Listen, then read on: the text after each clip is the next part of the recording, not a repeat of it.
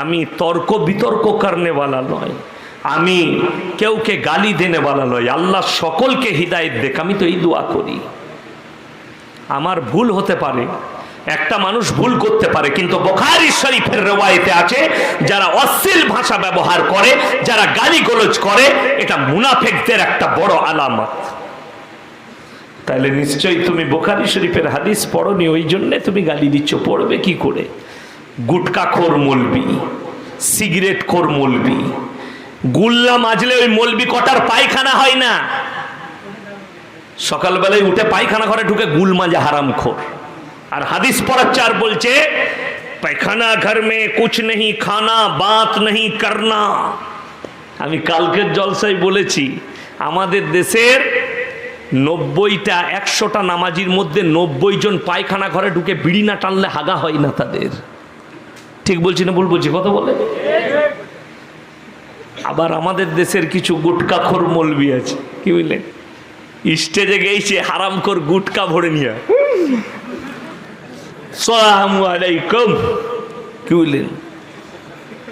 আমার এলাকায় বর্ধমানে জলসা করছি, আমাকেও দাওয়াত দিয়েছে, বলে হিন্দুস্তান কে সবসে বড়া মুফতি আ রহে হ্যাঁ ফুলানে ফুলানে ফুলানে।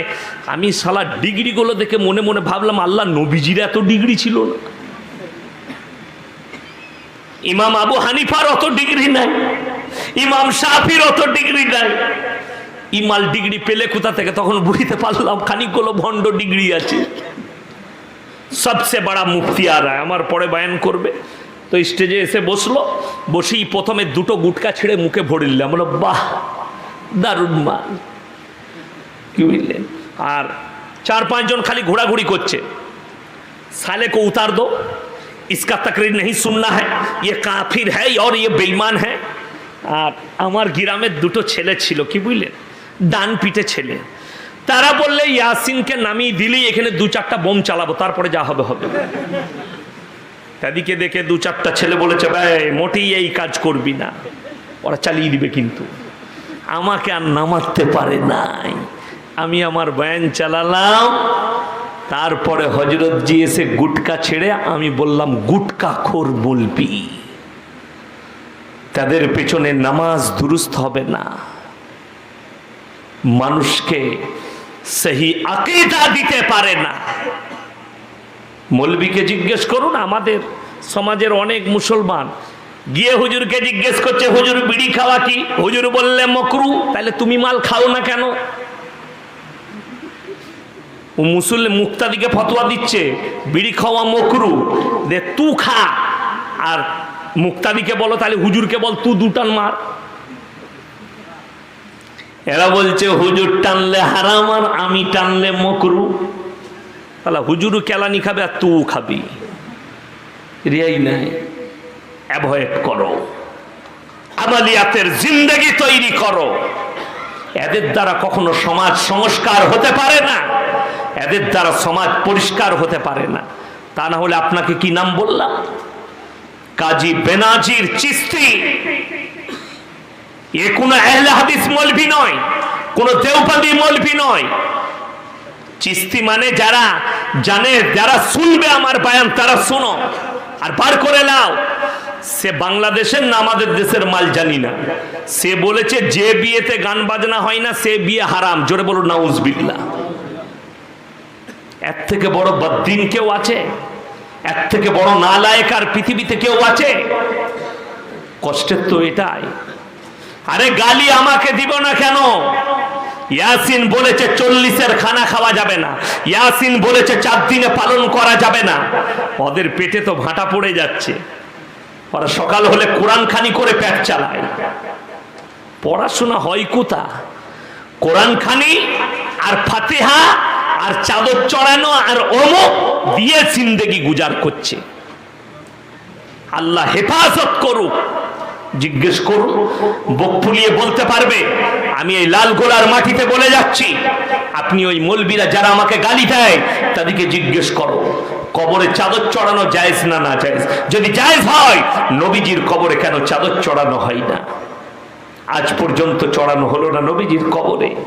শুধু তাই নয়, যদি কবরে চাদর চড়ানো জায়েজ হতো, আল্লাহর হাবিবের কবরটা আসমান পর্যন্ত হিরে মতি মুক্ত চাদরে ঢেকে যেত।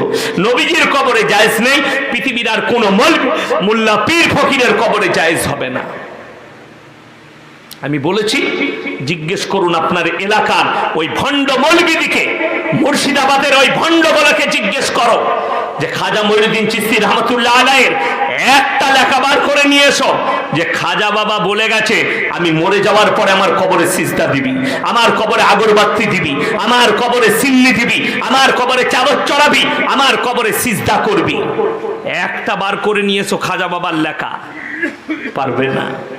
খাজা মঈনুদ্দিন চিশতি কথা বলেই, সে তোমাদের মতো ভণ্ড ছিল না, তিনি আল্লাহর ওলি ছিলেন, ভালো লোক ছিলেন, তোমার মতো ভণ্ড ছিল না। বড় কষ্ট লাগে। তো আমি সেদিনে দেখলাম বাংলাদেশের এক মাল বলছে আমার জান কবজ করার জন্য আমার বাগদাদ বাবা আসবে। কে? বড় পীর আব্দুল কাদের জিলানী রহমতুল্লাহ আলাইহি আমার জান কবজ করবে, আজরাইল আমার জান কবজ করবে না। জোরে বলুন নাউজুবিল্লাহ। আমি খালি চিন্তা করি আল্লাহ যতগুলো হারামখোর সব বাংলাদেশে আবিষ্কার হচ্ছে। কষ্টের বিষয় এটা, তার এর থেকে দুঃখ আর কিছু নেই। জিজ্ঞেস করুন কোথায় পেলে, সে বলছে আমি কসপের মাধ্যমে দেখেছি। কসপ কি বুঝলেন? আমাদের দেশে তো অনেকজন আবার মারিফত পেয়েছে। মারিফত, মারিফত জানেন? যে মাল কটা মারিফত পেয়েছে তারা বলছে আমাদের নামাজ মাফ হয়ে গেছে। মেয়েদের মাজারে যাওয়া তো দূরের কথা, কোন মেয়ে যদি মনে মনে নিয়ত করে সেটাও হারাম। পড়ো গিয়ে।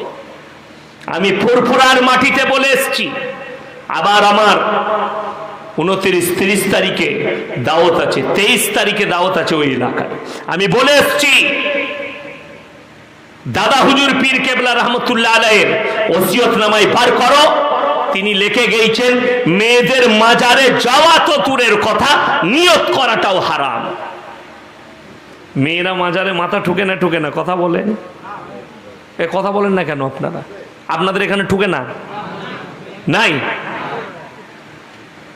হাজারদুয়ারিতে আছে গো, তোমাদের জেলায় নাই? ওটা আলাদা। তুমি লন্ডনে বাস করো, এটা লন্ডন, এটা মুর্শিদাবাদ জেলা নয়।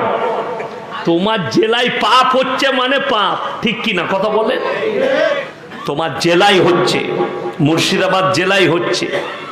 বড় কষ্ট লাগে কবরে। আরে ওটা তো দূরে কথা। আপনারা জানেন হাজারদুয়ারিতে হজ হয়? এরা জানে না, আমি ইয়াসিন জানি। হাজারদুয়ারিতে হজ হয়, ওই তো ভেতরেই আছে এক গম্বুজ, ইমাম বাড়া নয়, সেই তোপটা আছে, দেখেছেন তোপটা মাঠেতে? তোপের পাশে এক গম্বুজওয়ালা একটা ঘর আছে, সেই ঘরের ভেতরে উঁচু করা আছে, সেখানে একটা লাল কালারের কলমা লেখা টানা চাপানো আছে। তার উপরে শিবের হাতে যে ত্রিশূল থাকে, ত্রিশূল গাঁথা আছে। ওখানে যারা গাইড আছে, আমি আপনাদের মালদা থেকে জলসা করে এসে ওখানে ছিলাম, শুক্রবার না বৃহস্পতিবারের দিন ছিল, ছুটির দিন। আমি ড্রাইভারকে বললাম ঢুকা, একটু দেখি। আমি বসে রইলাম মাঠেতে। তারপরে যখন দেখলাম দরজাটা খুলেছে, অনেকগুলো হিন্দু মুসলিম ভাই আছে, এসে দাঁড়িয়েছে দরজার কাছে। সেই লোকটা দরজা খুলে দেখাচ্ছে, আমিও এগিয়ে গেলাম। যে নবাব হজে গিয়েছিলেন, নবাব সিরাজউদ্দৌলা, তো হজ থেকে মাটি এনেছিলেন, হজের মাটি, সেইখান থেকে নিয়ে এসে এখানে রেখেছেন। মোটামুটি যারা হজে যেতে পারে না, পয়সা নেই, এখানে এলে মোটামুটি হজ হয়ে যায়। আমি বললাম আল্লাহ, তা তো আমারও একটা হজ হলো। আমি তাকে বললাম আচ্ছা ভাই, এই যে হিন্দু ভাই কটা আছে, এদের মোটামুটি হজ হয়ে গেল নাকি? আমাকে বলছে কোথায় বাড়ি তোমার? আমি দেখলাম শালা বর্ধমান বললি মারবে আমাকে।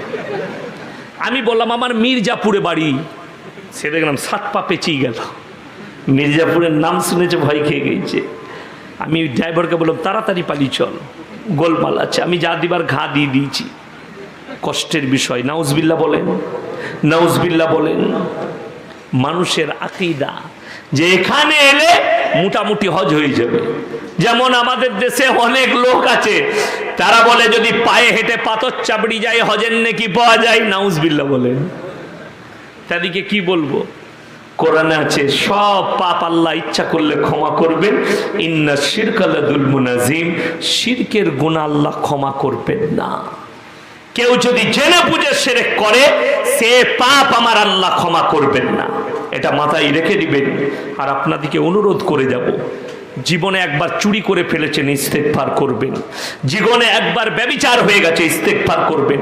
আমার আল্লাহ ইচ্ছা করলে ক্ষমা করবেন, ক্ষমা চাইলে আল্লাহ ক্ষমা করবেন। কিন্তু কেউ যদি জিদ করে জেনে বুঝে যদি কেউ শিরক করে, শিরকের গুনাহ আল্লাহ ক্ষমা করবেন। আগে চলো, আমাদের দেশে সকলে বলুন ভালো মন্দের মালিক কে? আল্লাহ। হিন্দু হোক মুসলিম হোক, আজকে দেখুন আমাদের দেশের যতগুলো নামি দামি মাজার আছে সেইখানে কিন্তু হিন্দু ভাইরাও প্রবেশ করে, করে না? করে না? ওই ভণ্ডদিকে জিজ্ঞেস করো কবরস্থান পবিত্র না অপবিত্র, তারা বলবে পবিত্র।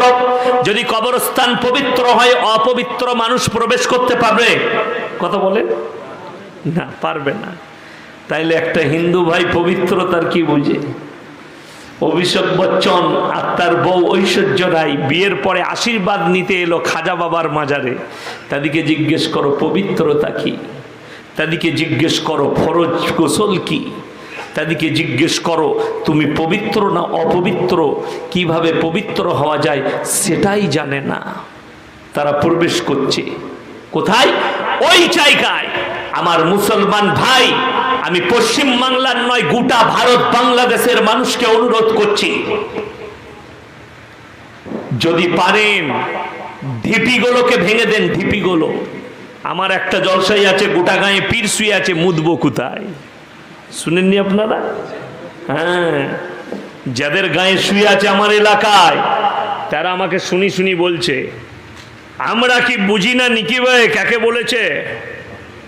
আমি বললাম বুঝেছিস তা ভেঙে দিগাবে।